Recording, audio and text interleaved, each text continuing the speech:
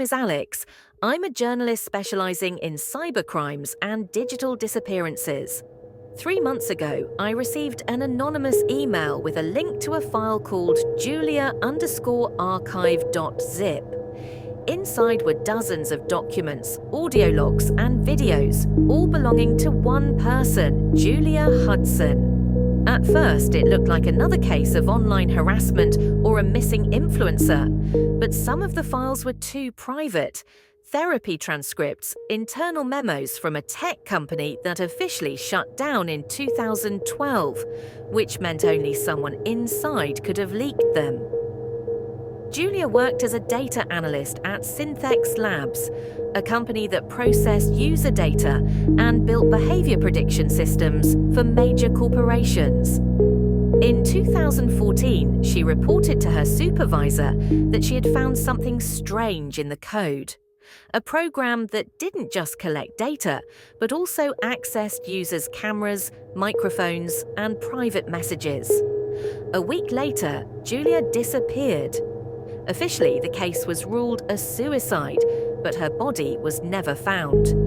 Her phone and laptop vanished, her accounts deleted.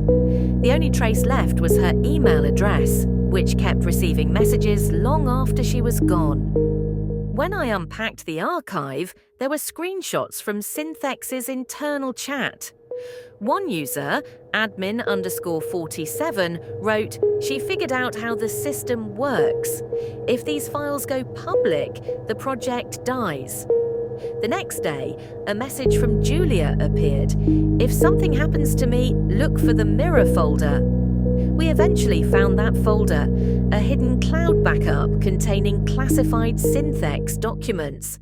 Everything pointed to the company selling private user data to government agencies and covering up massive data leaks. After we published the first part of this investigation, I started getting phone calls from unknown numbers. One of them lasted exactly 15 seconds.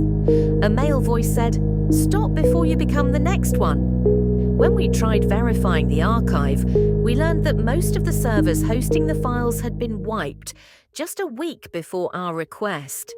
The company's domain was transferred offshore. The registered owners, all fake. Officially, the Julia archive no longer exists, but fragments of it survived, stored on old backup drives by a former employee. We're still analysing what's left. The last known footage of Julia shows her walking across a parking lot, talking on her phone. She looks over her shoulder once, says something, and disappears behind a corner. The video cuts off.